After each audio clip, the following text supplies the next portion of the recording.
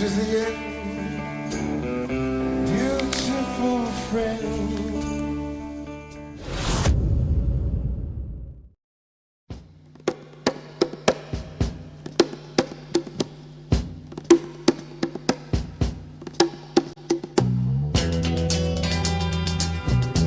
Cualquiera de ustedes, en mayor o menor medida, tienen una idea bastante clara de lo que es el escenario de un crimen.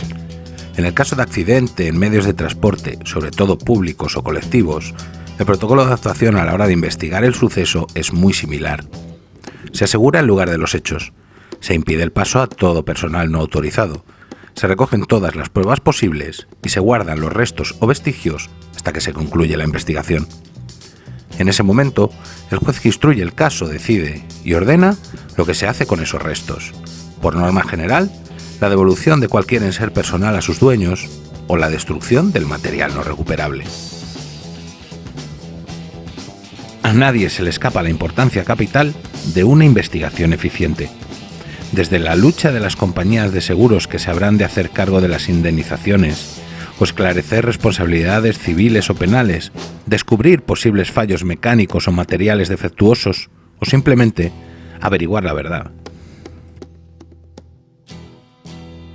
Siguiendo este protocolo de actuación, que no es exclusivamente español, sino una manera de proceder generalizada en todo el mundo occidental, tenemos ejemplos de accidentes y atentados en los que se han conservado, y aún se conservan, restos pendientes de la resolución final del caso. Así, sabemos que a día de hoy hay naves industriales con coches bomba de ETA, en los que aún no se ha esclarecido los autores materiales del atentado. Cuando cae un avión, se recoge el más mínimo pedazo, hasta que se logra la mayor reconstrucción posible para poder determinar las causas del accidente. En España, el mejor ejemplo para saber cómo se ha de actuar lo tenemos en el desgraciado accidente en 2013 en Angrois, La Coruña, cuando todo el tren siniestrado se mantuvo custodiado durante casi 7 años, hasta que el juez instructor ordenó devolver los restos a Renfe para allí poder desguazarlos.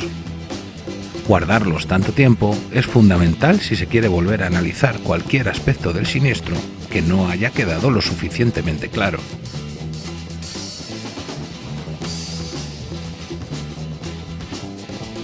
A las 12 del mediodía del 12 de marzo de 2004, se decide retirar y desguazar los trenes donde apenas 24 horas antes habían estallado 10 bombas, asesinando a 192 personas.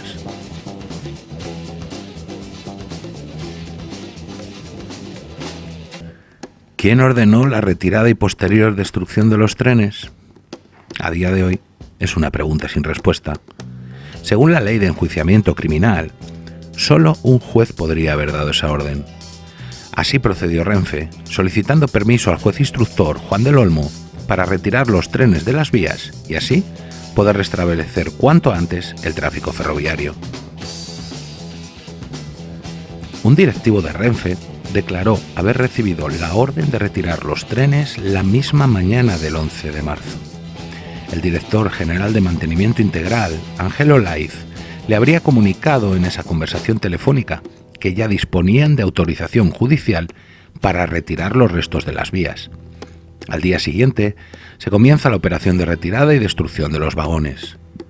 El juez Gómez Bermúdez, ya durante la vista oral de la Audiencia Nacional y a requerimiento de alguna de las defensas, ordenó una providencia para saber dónde se encontraban los trenes.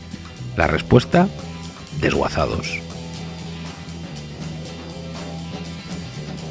Nunca se ha llegado a encontrar esa orden por escrito, y años más tarde Miguel Corsini, presidente de Renfe, declararía tajantemente no haber recibido nunca la orden del juez del Olmo para destruir los trenes, pero tampoco para conservarlos, y por eso se mandaron al desguace. Ni el juez Bermúdez, aunque lo preguntó, ni posteriormente el Tribunal Supremo hicieron nada más al respecto. Simplemente dio igual. Aunque se destruyeran los trenes tan rápidamente, sí se pudieron recoger pruebas tras los atentados. Y hasta el 14 de marzo, un batallón de TEDx y efectivos de policía científica se ocuparon de recoger miles de kilos de restos y muestras de los trenes. Miles. Según Carlos Sánchez de Roda, ingeniero de Renfe, la diferencia de peso entre los restos entregados al desguace y el peso original de los vagones eran 90 toneladas, que se habrían guardado para su posterior estudio e investigación. 90 toneladas que se volatilizaron. Juan Jesús Sánchez Manzano, inspector jefe de la unidad central de TEDx, fue el encargado de la recogida, custodia y reparto de todos los restos entre los diferentes cuerpos policiales para su posterior investigación. Pero eso no era lo que se hacía habitualmente. Ambos han confirmado que efectivamente la práctica habitual era entregar los vestigios que se recogen en un atentado, entregarlos siempre a la policía científica para que se haga cargo y los analice, ¿no? Que es lo que no ocurrió en el 11M, ¿no? Los testigos de hoy fundamentalmente han servido para comparar lo que se hacía habitualmente con lo que hizo Sánchez Manzano en el 11M, que es muy diferente, ¿no? Esta ha sido la cuestión principal por la cual se ha estado más cerca de reabrir el caso por completo: la actuación del comisario jefe de los TEDx, Juan Jesús Sánchez Manzano. Sobre los protocolos policiales y los restos de los focos de explosión de los trenes que debieron llegar a policía científica, declaró en el juicio de la Audiencia Nacional su comisario jefe, Carlos Corrales. Muy bien, las muestras de explosivos, ¿sabe usted dónde se llevaron una vez obtenidas? Yo supongo que las muestras de los restos de explosivos se llevan. Supone, pero ¿lo sabe? No, no lo sé. Otra pregunta. No lo sabe. ¿Sabe si se realiza en las primeras 24, 36, 72 horas algún informe que pase después a su comisaría, como comisaría de policía científica, sobre los restos de explosivos o sobre las muestras de explosivos? Yo tengo conocimiento de que se envían muestras sin especificar de dónde son recogidas ni en qué consisten, y la primera noticia que tengo es alrededor de la medianoche del día 11, en el que el jefe de laboratorio de químico me informa de que TEDx le ha remitido 3 muestras de explosivo, que 2 son coincidentes y una de ellas no. Sí. En los días posteriores se reciben más muestras hasta que en algún momento digo que no estoy dispuesto a seguir recibiendo muestras donde no se me especifique dónde han sido recogidas, ni cómo han sido recogidas, ni qué tipo de muestra es.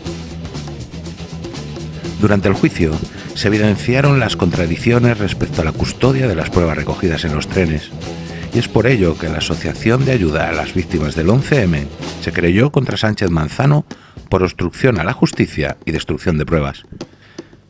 La juez Corocillán admite en 2010 la querella interpuesta, a la que se suman después varios sindicatos policiales.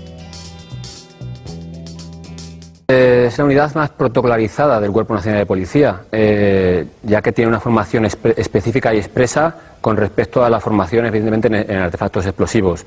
Y el protocolo dice, el protocolo que no quieren darle a la Asociación de Víctimas, dice que la unidad en la cual se desarrolla la crisis que se produce el explosivo será responsable de actuar ante esa crisis, investigar y llevar hasta el último momento esa investigación.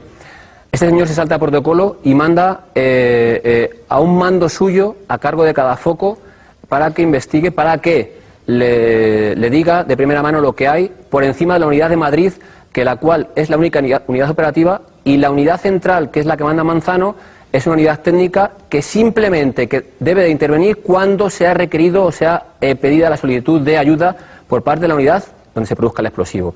Esto no pasa nunca en Madrid, que pida ayuda a la unidad central, y este señor, le digo, manda a su gente por encima de la unidad de Madrid.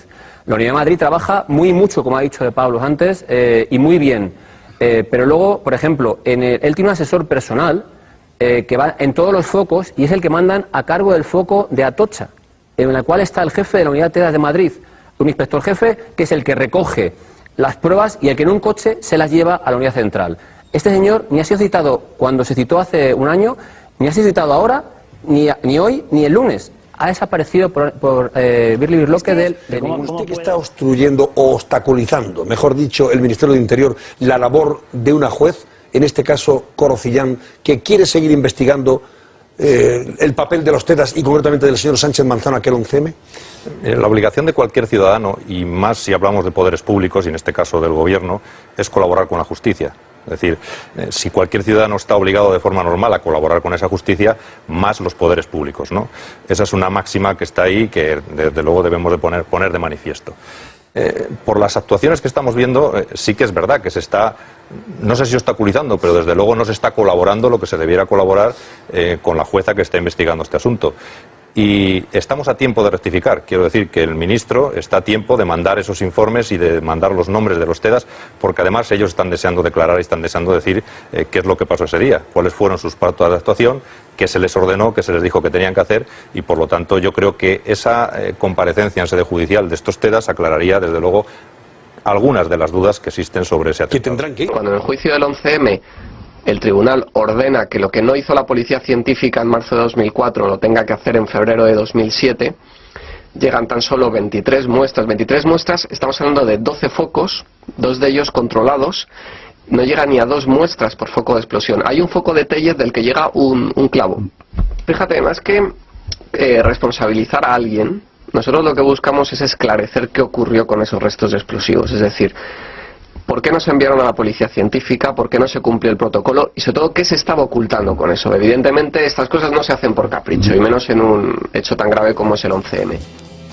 Tras un año esperando, la juez Corocillán recibe, incompletos, los protocolos de actuación de TEDAS de parte del ministro del Interior, Alfredo Pérez Rubalcaba. Poco después, comenzaría una campaña de desprestigio de la juez que acabaría con su internamiento en régimen de incomunicación en una institución psiquiátrica. Sánchez Manzano, que había solicitado ser juzgado por colaboración con banda armada para así su caso ser trasladado a la Audiencia Nacional, será exonerado por ser un caso ya juzgado en una chapucera querella anterior que no llegó a admitirse a trámite. En poco más de 3 días, habían hecho desaparecer el escenario del crimen, los trenes y toneladas de pruebas recogidas. Ya no se podrían hacer simulaciones para concretar el tipo ni la cantidad de explosivo utilizado. No se podrían buscar huellas o rastros de ADN de los acusados. No se podrían recuperar restos para su análisis químico. Pero daba igual. El escenario del crimen ya era otro.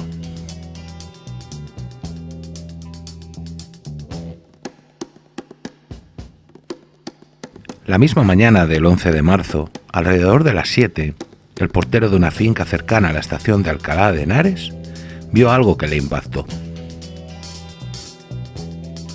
¿Usted observó algo anómalo en el trayecto entre la portería y la estación de Alcalá ese día por la mañana? Pues sí, lo que ya he declarado, la declaración que tengo, que vi una furgoneta, que me resultó sospechoso los que estaban al lado y nada más. ¿Por qué le resultaron sospechosos? Pues porque uno iba completamente tapado. ¿Qué particularidad tenía que fuese completamente tapado? No sé, la impresión me impresionó. Verle, era una mañana que no hacía nada de frío en la calle y no correspondía ir tan tapado como iba. ¿Y las otras 2 personas? Las otras 2 personas estaban en la furgoneta, pero todavía no tenían... Uno me parece que empezaba a ponerse un gorro. Como cada mañana, el señor Garrudo salió a recoger la prensa cuando vio a 3 tipos saliendo de una furgoneta blanca. Uno de ellos, el que llevaba la cara tapada y 1 o 2 mochilas, echó a andar delante de él en dirección a la estación de cercanías de Alcalá de Henares. Le siguió. ¿No llegó a ver si las otras personas llevaban también mochilas? No. Creo que no, Es que no lo recuerdo bien, pero creo que no, que estaban fuera dos que se quedaron ahí y no recuerdo que tuvieran mochilas. O sea, solo era uno el que llevaba 2 bultos, ¿no? Un bolso y una mochila. No recuerdo. ¿Qué es lo que llevaba él? ¿Una mochila, un bolso? Yo me da la impresión, pero tampoco lo puedo asegurar, que era una mochila y un bolso. Pero tampoco. Podrían ser 2 mochilas o 2 bolsos, no lo sé. Se lo digo porque en su declaración primera no habla nada de 2 mochilas o una mochila y un bolso, únicamente habla de una mochila. Una mochila y un bolso en la mano, creo ¿No? decirlo. ¿No os figura? Señoría. Bien. Usted sigue preguntando, dice que no se acuerda bien. No sé, entonces, no sé. A lo mejor es que ahora me... ¿Usted que lo recuerda mejor? ¿Qué piensa usted? ¿Que lo recordaba mejor Creo, el 11 de marzo de 2004 o hoy? Tenga en cuenta que toda la declaración que hice siempre era con dudas. Sí, la venía la defensa de Rafa Tugier, simplemente para preguntarle si recuerda haber comentado a algún policía cuando vinieron a inspeccionar la furgoneta que le había parecido ver a 3 personas de origen de países del este. No, bueno, eso sí que me lo preguntaron, pero una cosa. Yo dije que podían ser, me preguntaban si eran extranjeros, en la declaración creo. Me preguntaban si eran extranjeros. Dije que mi primera impresión es que no eran españoles, pero que tampoco me parecían ni africanos, digo por su color, por su tez. No me parecían muy oscuros, no me parecían muy negros, y entonces pensé que podían ser de países del este, pero no quiero decir que, o sea, aseverar que eran de países del este, porque no. Es una deducción mía que hice mal hecha a lo mejor, porque no. Sí, pero luego en su declaración en dependencias policiales ya se mantenía que era de países del Magreb. No. Yo nunca dije que además es que no podía pensar que fueran de donde fueran, que no lo sabía. Sí que me hacían preguntas de que si eran si me sonaba que pudieran ser de países árabes, y yo les dije que no lo sabía. Sobre el aspecto físico y una posible nacionalidad de los tres individuos, coincide plenamente en su declaración con una taquillera de la estación de Alcalá. ¿Recuerda si la conversación fue rápida, es decir, pedir un billete, pagar y nada más, o mantuvo algún tipo de conversación con usted?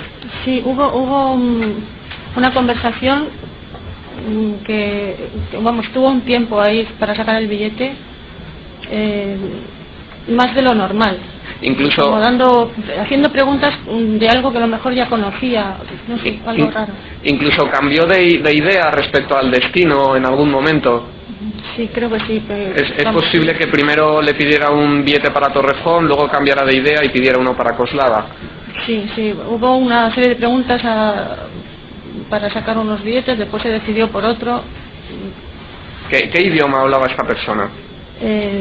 Hablaba normal en castellano. ¿Con algún acento extranjero? Yo no le noté nada.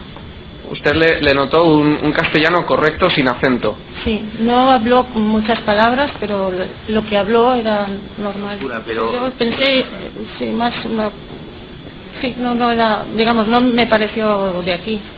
¿No le pareció de aquí? Eso es lo que le quería preguntar. O sea, ¿podría usted decir, ve usted a mucha gente a lo largo del día, si podía tener rasgos árabes o rasgos sudamericanos? Sudamericanos más. ¿Más tirando a sudamericanos? Sí, pero vamos, es una pura, no sé, conjetura. Porque realmente no se le veía.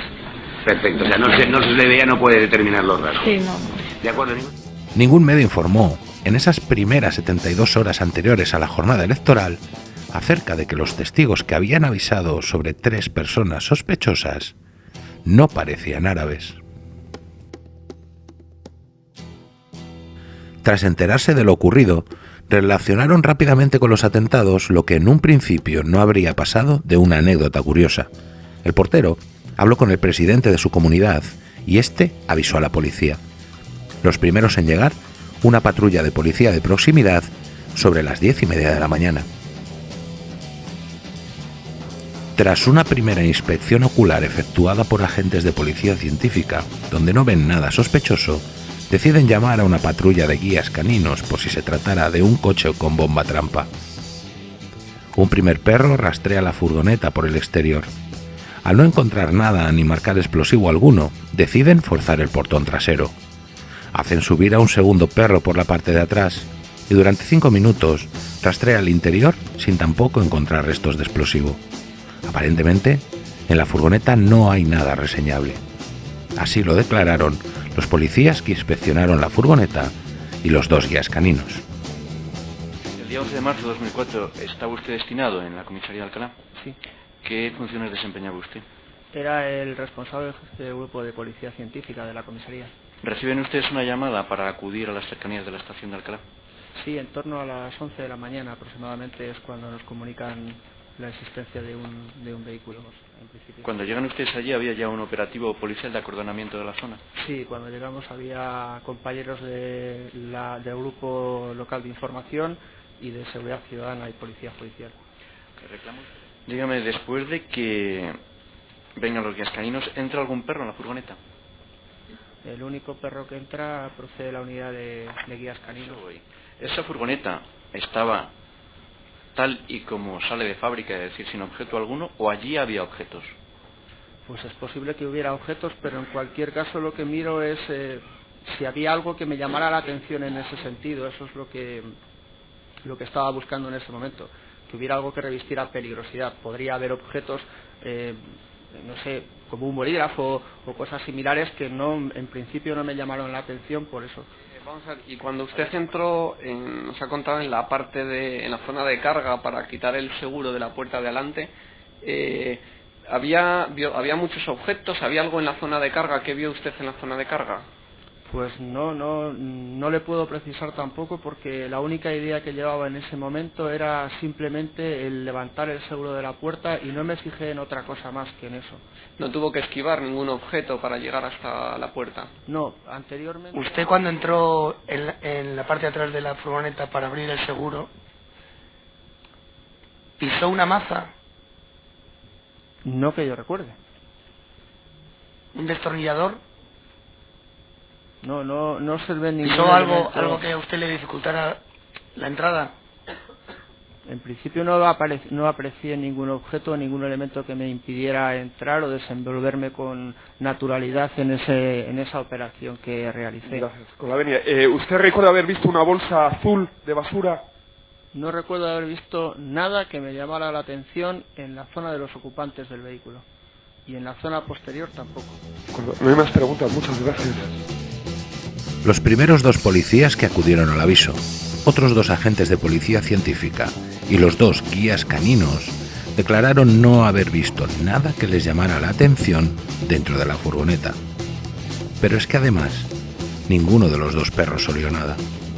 Mientras su perra inspeccionaba la parte de atrás de la furgoneta, ¿qué objetos vio usted en la furgoneta? No, un chaleco reflectante, pero que no había nada que nos llamara la atención para que fundiera sospecha. Vamos a ver, otra pregunta. La rejilla que separaba la zona de carga de la zona de los asientos del piloto y del copiloto, ¿esa rejilla tenía agujeros o era...? Francamente no me acuerdo si tenía agujeros o no, pero que el animal no podía acceder a la parte delantera. ¿Cuánto tiempo estuvo el animal oliendo? Estaría unos 5 minutos. Dentro de lo que era el espacio, de lo que es el espacio físico de la Kangoo, de la furgoneta, se podrían determinar distintas áreas en las que entre adelante y atrás, y que el perro no hubiera podido detectar con su olfato lo que habría en la parte de adelante y solo en lo de la parte de atrás. No, yo creo que si hubiera habido algún explosivo, alguna cosa, el perro quizás lo hubiera detectado. Muchas gracias. En el caso de que en esa furgoneta se hubieran transportado 50 o 30 kilos de explosivos, ¿el perro había detectado ese olor?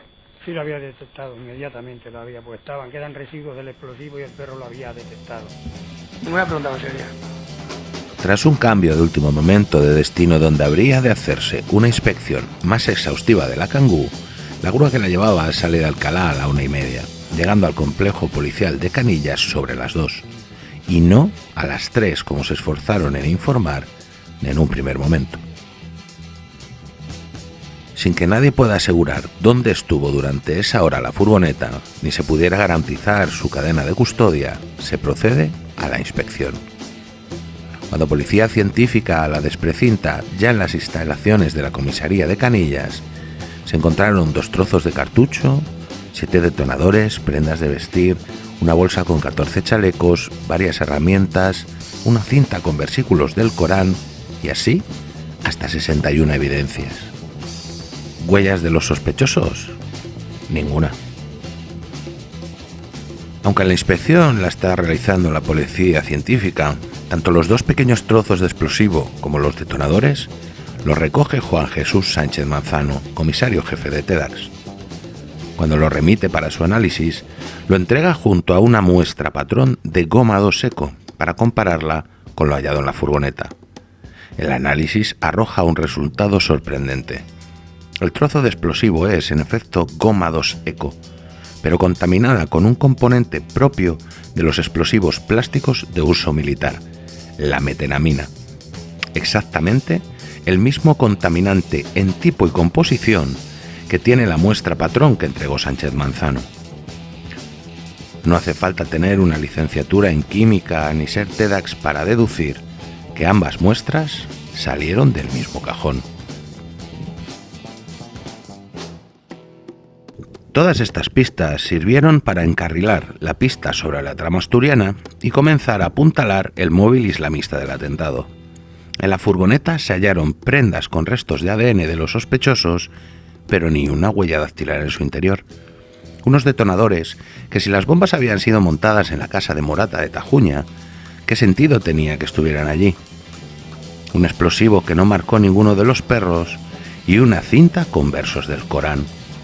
Además, según los testigos, los 3 ocupantes llevaban una sola mochila, como mucho 2, y esto planteaba un problema.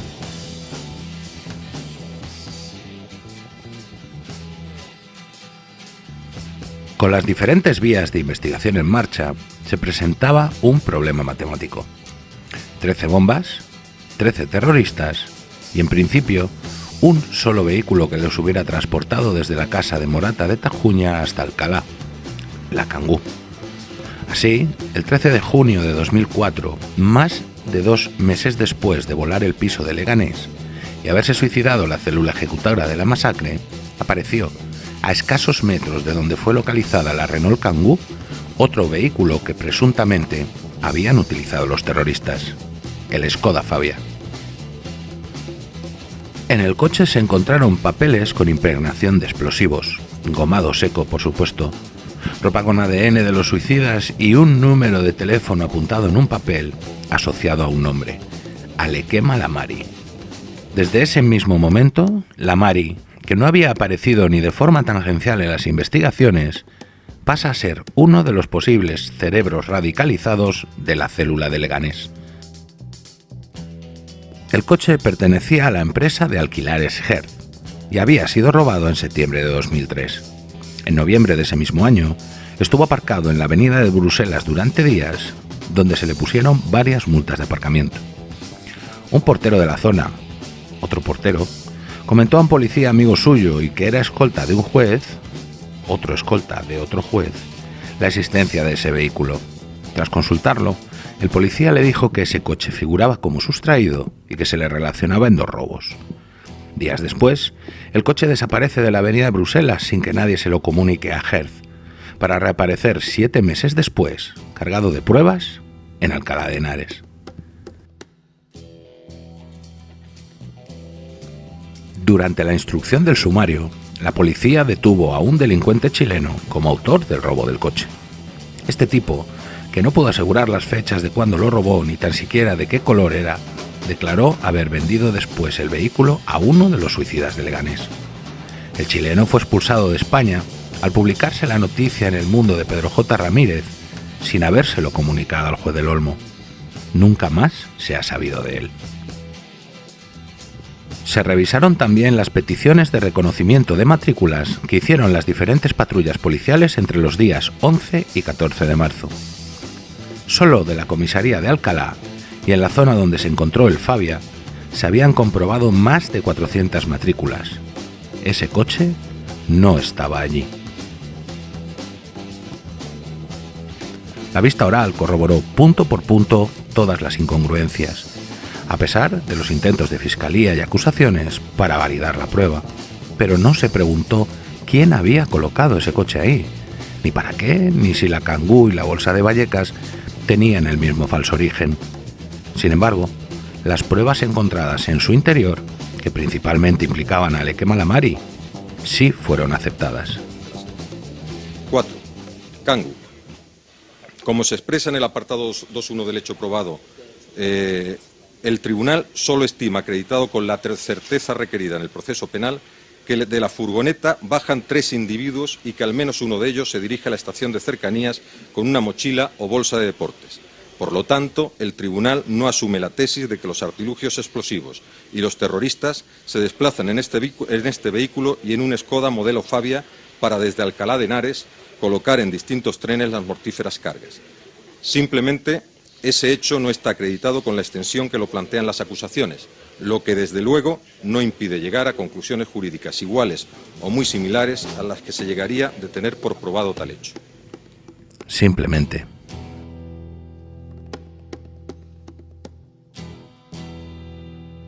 mañana de los atentados estallaron 10 bombas dentro de los trenes.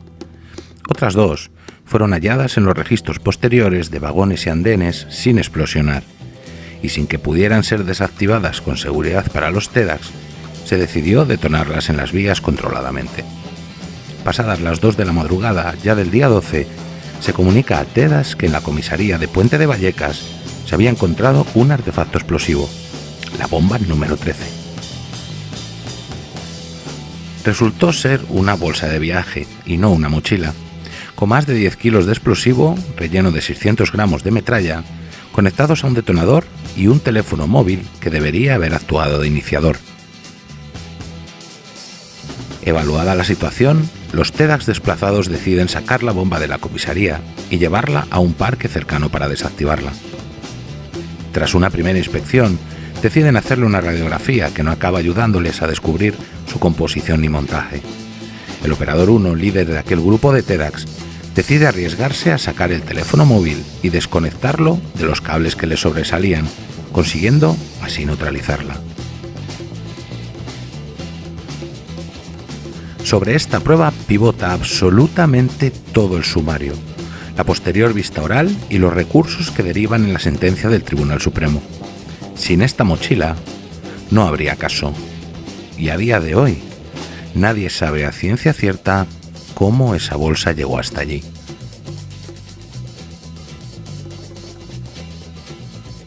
El protocolo de actuación de TEDx marca una primera labor de socorro a los heridos, una segunda de asegurar el perímetro por si hubiera más bombas trampa, y una tercera fase de búsqueda y recogida de cualquier tipo de prueba que tenga que ver con los explosivos.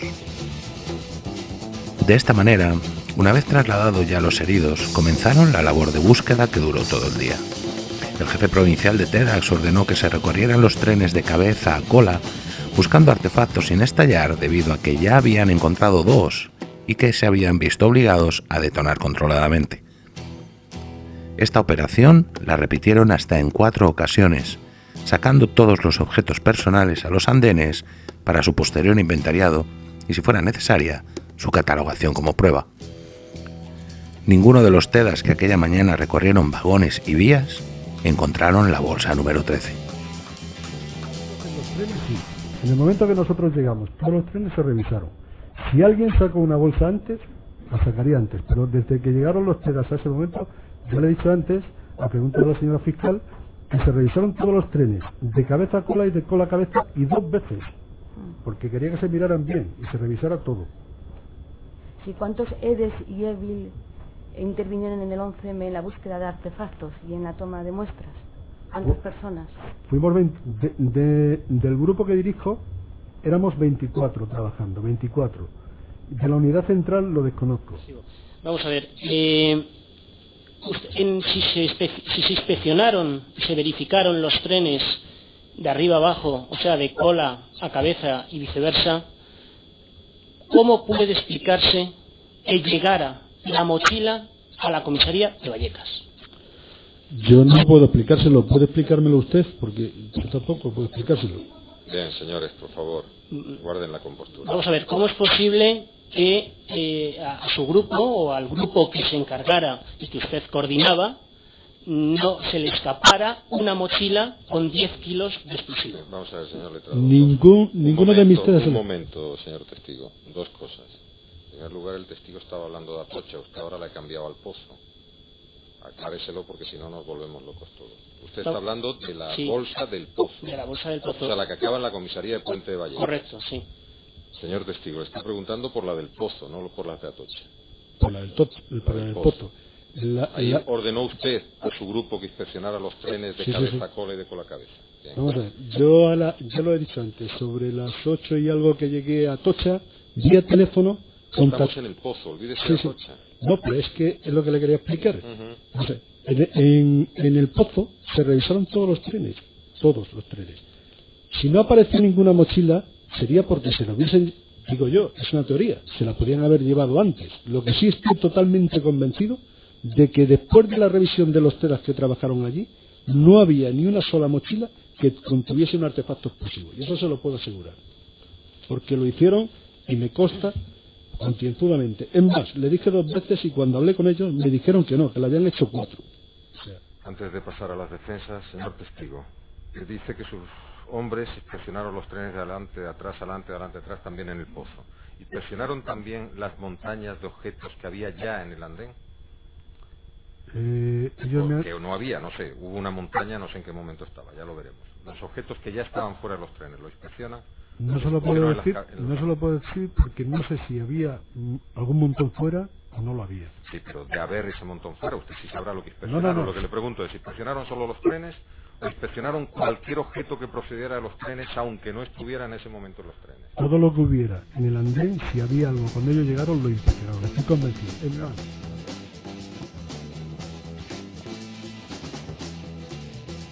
¿Por qué apareció esa bolsa en la comisaría de Puente Vallecas? Pregunta complicada de responder. El juez del Olmo ordenó trasladar todos los efectos personales de todos los focos de los trenes para ser catalogados al pabellón número 6 de IFEMA. Los restos del tren del Pozo, y solo los del Pozo, hicieron otro recorrido. Tras la revisión de TEDAS para descartar que hubieran más artefactos explosivos, todos los efectos personales recogidos se metieron en bolsas grandes de basura, unas precintadas, otras cerradas con un simple nudo y otras abiertas. Se apilaron en los andenes, para después ser cargadas en furgones policiales y ser trasladadas a IFEMA para su inventario. Por alguna razón que se desconoce, una juez de guardia contraviene la instrucción de Del Olmo y ordena llevar los efectos del Pozo a la comisaría más cercana, en este caso Villa de Vallecas. Eran las 3:15 de la tarde. Allí no les aceptan el contenido de las furgonetas y se les ordena llevarlo a la comisaría de Puente de Vallecas, donde tampoco les permiten descargar en ese momento, mandándoles a IFEMA, como se estaba haciendo con todos los restos recuperados de todos los focos de explosión, y como había ordenado desde un principio el juez del Olmo, instructor jefe del caso. Eran las 3:30 de la tarde. Cuando han descargado el contenido de las 2 primeras furgonetas en IFEMA y marcado las bolsas como provenientes del Pozo para no mezclarse con las demás que ya habían llegado, vuelven al lugar de la explosión para recoger una segunda tanda. Es en ese trayecto cuando reciben otra contraorden más. Esta vez, sin que no se sepa ciencia cierta su origen, se les dice que sí hay que llevarlo todo a la comisaría de Puente de Vallecas. Pasan unas horas completando varios trayectos entre el Pozo y Puente de Vallecas, hasta haber trasladado todos los efectos personales recuperados. Es entonces, alrededor de las 8 de la tarde, cuando vuelven a IFEMA para recoger el primer cargamento que habían llevado a primera hora y juntarlo con las demás pertenencias en la comisaría. En la vista oral declararon todos los policías que habían llevado a cabo las labores de transporte e inventario de los efectos personales del Pozo. Todos ellos aseguran haber guardado la cadena de custodia, pero ninguno declara haber visto o recogido esa bolsa. Ni al cargar las furgonetas ni al descargarlas notaron un peso especialmente grande en ninguna de las bolsas de basura. Sin embargo, ya de madrugada, los policías que inventariaban los objetos en la comisaría de Puente de Vallecas sí percibieron inmediatamente los 12 kilos del artefacto explosivo, nada más coger aquella bolsa. ¿Usted en aquella fecha estaba destinado en la comisaría del Puente de Vallecas? Afirmativo. ¿Recuerda aquella tarde la orden que recibió de su jefe de grupo cuando usted se incorporó a trabajar? Sí, que me trasladase con 2 furgonetas a la estación del Pozo. ¿Qué tipo de furgoneta eran? Las 2 furgonetas combi que hay en la unidad. ¿Usted aquel día hizo labores de conductor de una de las furgonetas? Del conductor y a cargo de los funcionarios que iban en los 2 vehículos. ¿Qué orden recibió de su jefe de grupo concretamente para que tenía que realizar en la estación del Pozo? Una vez en la estación del Pozo me ordenó cargar unas bolsas en las 2 furgonetas para su traslado. ¿Las bolsas cómo eran? Unas bolsas de plástico como esas de la basura grandes, de color verde oscuro, casi negras. ¿Dónde se hallaban esas bolsas? En el andén, en dos montones. Le dijeron que recogieran esas bolsas y las llevaran a la comisaría de Villa de Vallecas. De Villa de Vallecas. ¿Llegaron ustedes a la comisaría de Vallecas, de Villa de Vallecas, y qué pasó? Pues me bajé yo y entré a hablar con el jefe de la guardia para decirle que me había ordenado mis jefes dejar allí esos bultos, el cual me dijo que allí no querían esa cosa, que los llevásemos a la nuestra, y es lo que hice. Cuando ustedes llegaron a la comisaría del Puente de Vallecas, ¿qué ocurrió? Pues aparcamos en el aparcamiento que tenemos de frente a la comisaría, y en ese momento acababan de llegar el inspector jefe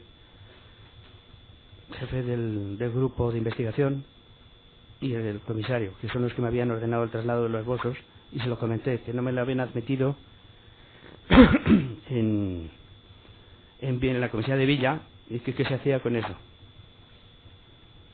Y entonces me ¿Qué dijeron, órdenes recibió? pues que se llevasen a la Infema, pero yo a partir de ahí ya no sé nada porque me relevaron de mi puesto. Después de la comisaría del Puente de Vallecas, ¿la llevaron a algún otro lugar? Sí, nos fuimos a Ifema. ¿Usted fue a IFEMA? Sí. Cuando llegaron a IFEMA, ¿qué hicieron? Pedimos permiso para poder meter las bolsas en algún lugar y las descargamos. ¿Hablaron con alguien en especial para dejarla en un lugar específico? Mi compañero habló con algún comisario o alguien habló. Yo me quedé en la furgoneta sentado, perdón. ¿Perdón? No, yo me quedé en la furgoneta sentado y no salía. Hasta que no me dijeron ya podemos salir. ¿Recuerdan en qué pabellón se dirigieron y depositaron los efectos? En el pabellón 6, creo recordar que era 6. ¿Había algo en ese muro? No, nada, estaba vacío. Nos dijeron que era un espacio que estaba bien para eso. ¿Dejaron cuántas bolsas aproximadamente pudieron bajar de los vehículos? No lo sé, el número eran bastantes. Tras dejar los efectos en IFEMA, ¿qué hicieron? Nos fuimos hacia la comisaría de Puente Vallecas otra vez, de nuevo. ¿Usted hizo alguna encomienda especial? ¿Le encomendaron algo en especial cuando volvió a la comisaría? No, nos dijeron que teníamos que regresar a IFEMA por los efectos. ¿Y usted volvió a por los efectos? Sí, en la misma furgoneta, el mismo compañero, y volvimos a por los efectos. ¿Qué tiempo transcurrió desde que los depositaron en IFEMA hasta que volvieron a por ellos? No lo puedo precisar, no recuerdo muy bien el tiempo. No llegaría una hora, así, entre que vamos a un sitio y a otro, no recuerdo. ¿De quién recibió la orden para volver a IFEMA a recoger los efectos? No lo recuerdo, estaba mi compañero hablando por el equipo él. Cuando llegaron a la comisaría, ¿qué hicieron con los efectos? Los metimos en una habitación, hicimos una cadena así entre varios funcionarios, metimos todos los efectos y se quedó esa habitación bajo llave y con un funcionario bajo la custodia de ella. ¿Quién les ordenó ir a IFEMA? No lo recuerdo. Estaba mi compañero hablando por el equipo, yo no recuerdo quién hablaba. ¿No recuerda haber oído la orden de ir a IFEMA? Sí, eso sí, pero no sé de qué persona. ¿Recuerda oír la voz, pero no saber qué persona la dio la orden? Por el equipo se la dieron a mi compañero, que era quien llevaba el equipo.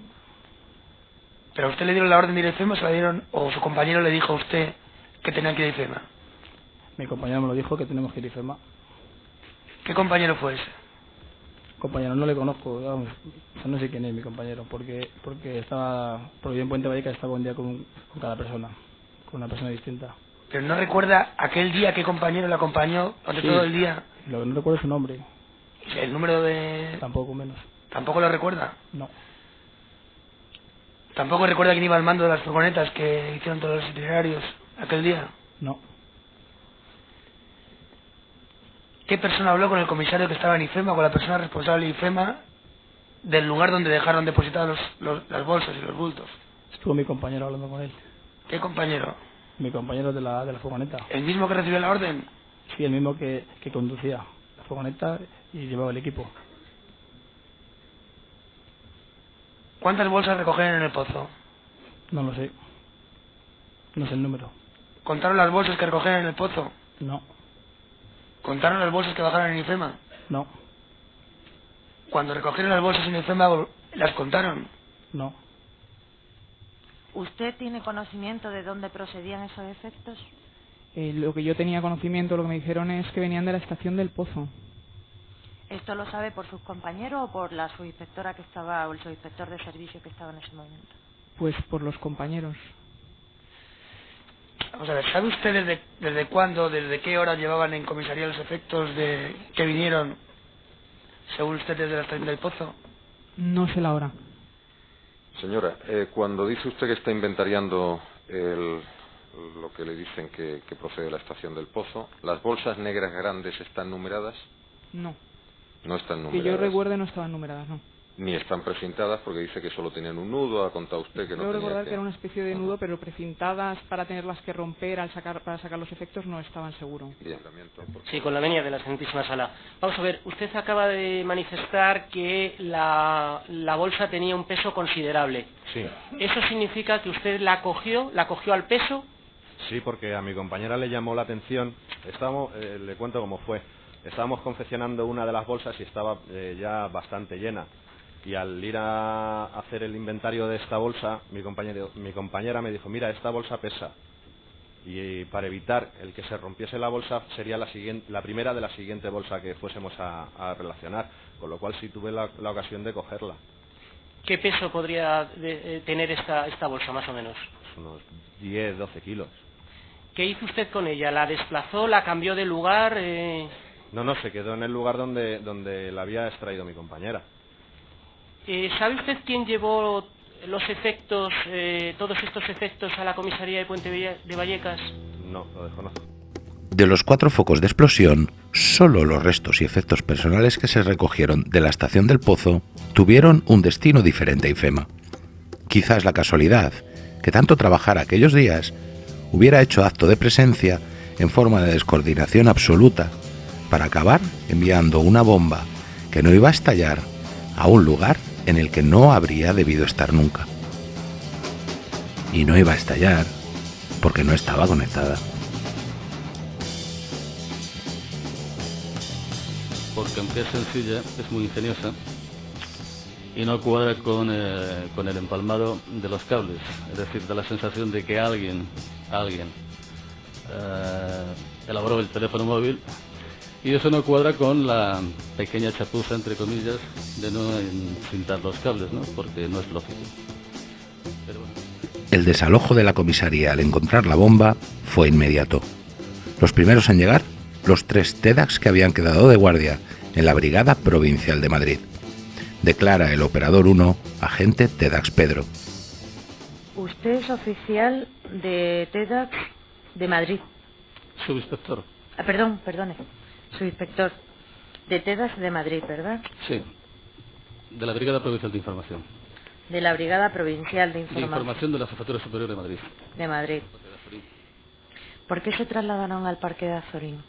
Bien, porque si tuviéramos que, al plantearse el desalojo, tendríamos que desalojar y evacuar las viviendas colindantes a la comisaría, porque hay edificios colindantes que están habitados. Entonces, lógicamente, después de lo que ocurrió ese día, iba a ser muy complicado, se iba a generar alarma, miedo, cierto caos, se iban a necesitar muchos efectivos policiales para canalizar la evacuación adecuadamente y situar a las personas en un sitio seguro. Y repito, después de lo que ese día había ocurrido, pues la gente estaba muy sensibilizada y entendimos que no era conveniente. Y bueno, pues el parque estaba relativamente cerca y el traslado se hizo de forma inmediata. Tras tomar la decisión de trasladar la bomba al Parque Azorín, cercano a la comisaría, comienza el proceso de desactivación tomando una radiografía. A continuación, le practicé una radiografía y posteriormente pues se procede a lo que es el desalojo la desactivación de la bomba. Entonces opté por una desactivación manual.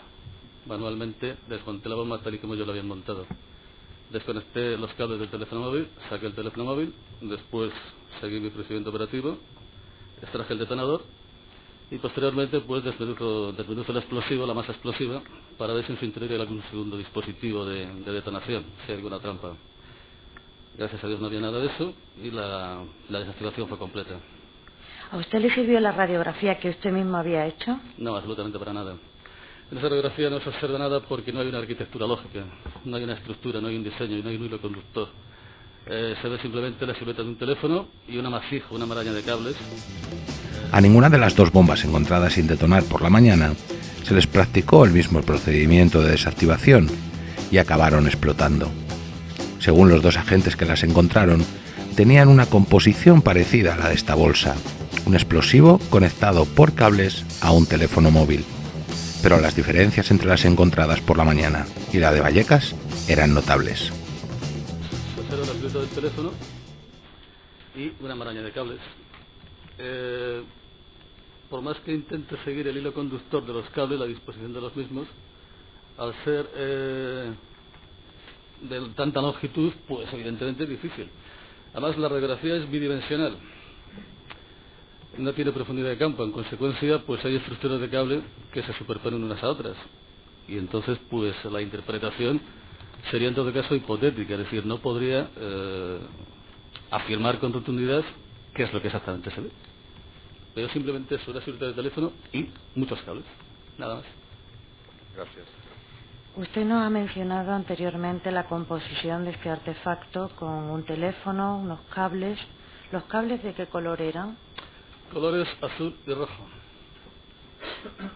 ¿Recuerda el detonador que llevaba este artefacto? ¿De qué tipo Sí. era? Era un detonador, era una cápsula de cobre. Era un detonador de los que se denominan detonadores de seguridad, que se utilizan en minería para ambientes de grisú o atmósferas inflamables. Usted, el artefacto, sí, el explosivo, perdón, ¿lo había visto con anterioridad este tipo de explosivo? Este tipo en concreto no, similar lo que es la goma 2C, que es el predecesor de este, al parecer, de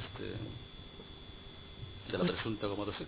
El explosivo y los clavos eran una masa, habían quitado las envueltas de los cartuchos y habían confeccionado una masa que iba dentro de una bolsa de basura de color azul, clarito, con un nudo amarillo, la clásica bolsa de basura. Y por último, de acuerdo a lo que usted ha comentado antes, ¿es factible que quien haya montado estos artefactos haya sido la misma persona o un grupo concreto de 2 o 3 personas que tenían los mismos conocimientos técnicos? Digo, por el error ese de fabricación del que ha mencionado usted. Bien, esto correspondería más a los peritos, pero vamos, desde mi punto de vista no cuadra la confección del teléfono móvil, porque aunque es sencilla, es muy ingeniosa, y no cuadra con el empalmado de los cables. Es decir, da la sensación de que alguien elaboró el teléfono móvil, porque está muy bien confeccionado, es simple, pero tuvo que probarse previamente para ver si efectivamente daba tensión suficiente para energetizar el detonador. Y eso no cuadra con la pequeña chapuza, entre comillas, de no encintar los cables, ¿no? Porque no es lógico. Al no haber podido desactivar las bombas encontradas por la mañana, solo tenemos una descripción general que dista en varios aspectos de la encontrada por la noche. Las de la mañana eran mochilas y no una bolsa. De lo que se pudo ver en su interior, sí coinciden en que llevaban un teléfono apagado conectado a unos cables, pero que cuyos colores no coinciden. Tampoco sabemos qué tipo de detonador tenían las explosionadas por la mañana, ni la marca de teléfonos móviles que llevaban dentro. El explosivo era en todos los casos una sustancia gomosa blanca con olor a almendras, aunque depositadas en recipientes diferentes. En una de ellas, una especie de tartera con tapa naranja, en la otra, una bolsa de basura azul que sí coincidiría con la encontrada en Vallecas. Si añadimos además a la comparativa la bomba hallada en la línea del AVE en Mocejón el 2 de abril, todavía vemos más diferencias, ya que esta última ni siquiera tenía teléfono como iniciador y la pretendían detonar directamente mediante unos cables de más de 100 metros. Pero hay una diferencia capital y extremadamente llamativa, algo que por la tarde-noche del día 11 de marzo todavía no se podía saber: la metralla.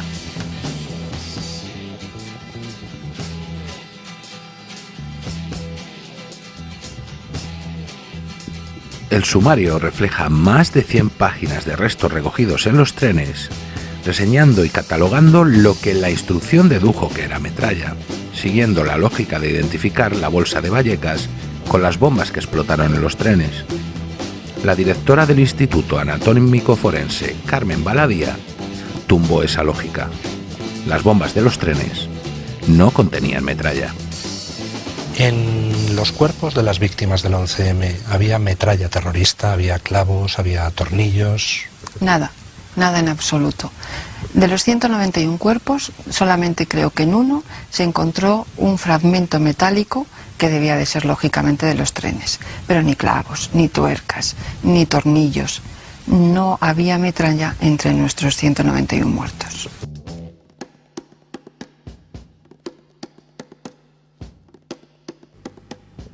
Otro de los grandes problemas con los que se encontró la sentencia pasados los años fue el teléfono móvil que tendría que haber servido de iniciador para activar la bomba.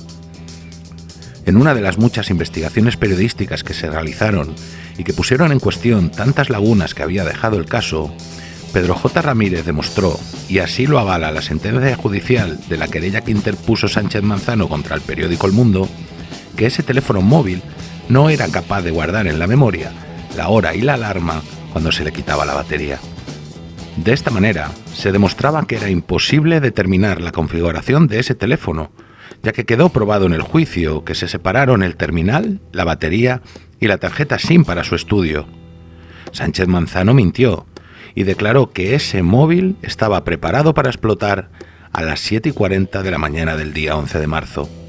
La sentencia del 11M da como hecho probado que la alarma del teléfono encontrado en la mochila de Vallecas estaba programada a las 7:40, pero la mochila de Vallecas nunca estalló.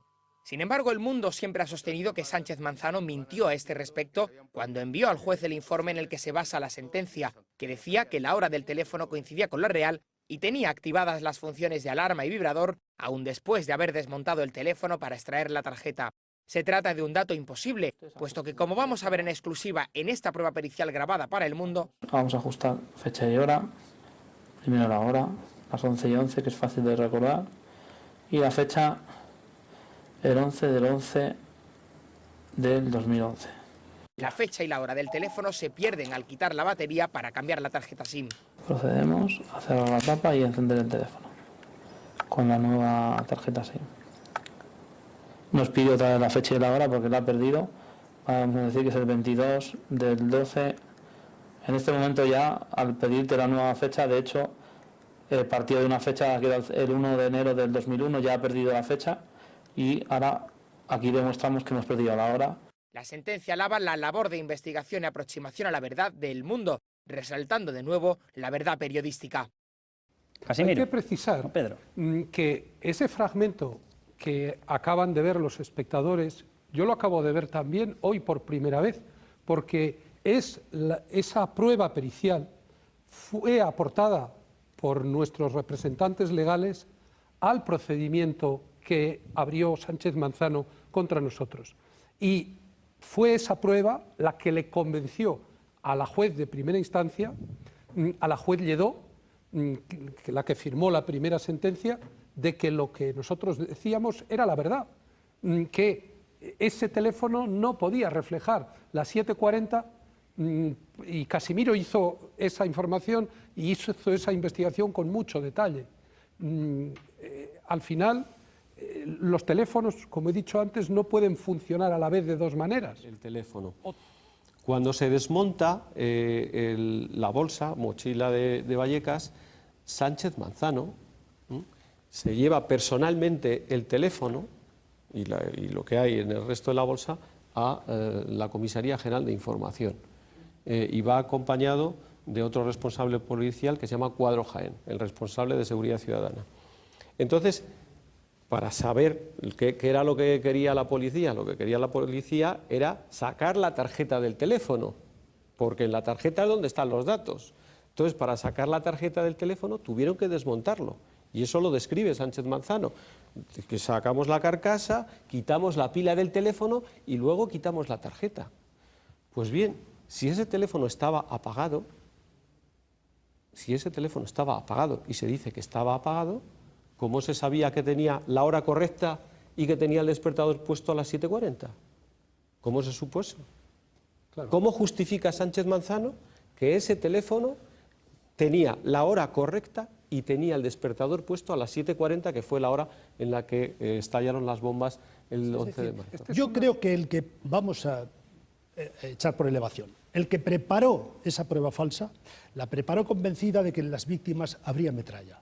Es decir, ellos improvisaron las pruebas y al improvisarlas cometieron errores que luego no pudieron enmendar, porque ya era imposible volver atrás. Y por eso es tan inconsistente cada una de las cosas en las que hemos metido la nariz hasta el fondo, tan inconsistente. Es decir, son cosas que ellos avanzan creyendo que es el camino y que luego resulta que no es cierto. Si no tienen metralla, ¿qué hacía esa metralla en esa bolsa? ¿O es que en las 12 no iba a haber metralla y en esa sí? Parece un poco absurdo y ridículo. ¿Por qué mintió Sánchez Manzano? ¿Por qué también se mintió sobre la hora de la llegada de la Cangua Canillas? ¿Por qué nadie se preguntó quién había puesto el Fabia allí 3 meses después? ¿Cómo es posible que una bomba de 12 kilos que no vio nadie y que no recogió nadie recorriera 2 veces Madrid de punta a punta para aparecer en una comisaría de madrugada? ¿Por qué a nadie le extrañó que se destruyeran los trenes a pocas horas de los atentados? Son muchos los interrogantes, y no solo los que hemos tocado en los últimos 60 minutos. Interrogantes que nacen por una única razón. El escenario del crimen fue destruido 48 horas después de la masacre y sustituido por otro, que podría o no tener que ver con los atentados. Y eso nunca lo sabremos a ciencia cierta. Porque la única muestra de los focos de los trenes que llegó sin adulterar a los peritos del juicio de la Audiencia Nacional dio un resultado diferente al agomado seco. No tenemos ninguno de los detonadores que estallaron en los trenes, ni siquiera un pequeño resto, y por eso el juez Bermúdez se vio obligado a deducir que se utilizaron otros iguales a los hallados en la Cangú, la Bolsa de Vallecas o Leganés. Tampoco sabemos ningún dato directo sobre los móviles utilizados como iniciadores, tan solo algunas testificales con descripciones muy vagas. El único que tenemos físicamente es el hallado de madrugada en Vallecas, y por eso se asume que todos los demás eran iguales.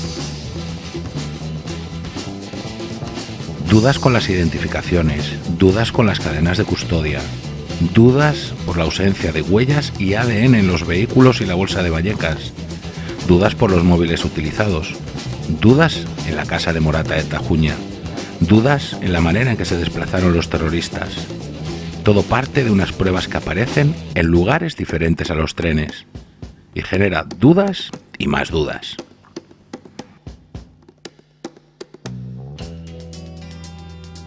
Así, Zogam cae por la tarjeta del teléfono encontrado en la bolsa de Vallecas.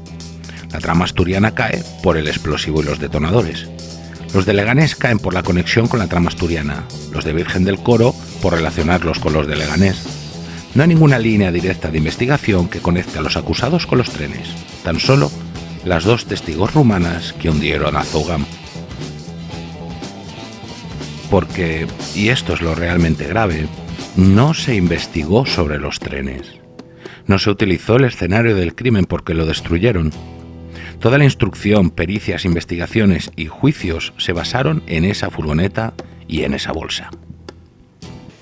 Como en muchas otras ocasiones a lo largo de este proceso, se aísla un dato, se descontextualiza y se pretende dar la falsa impresión de que cualquier conclusión pende exclusivamente de él, obviando así la obligación de valoración conjunta de la prueba que permite, mediante el razonamiento, llegar a una conclusión según las reglas de la lógica y la experiencia. Siguiente de la sentencia.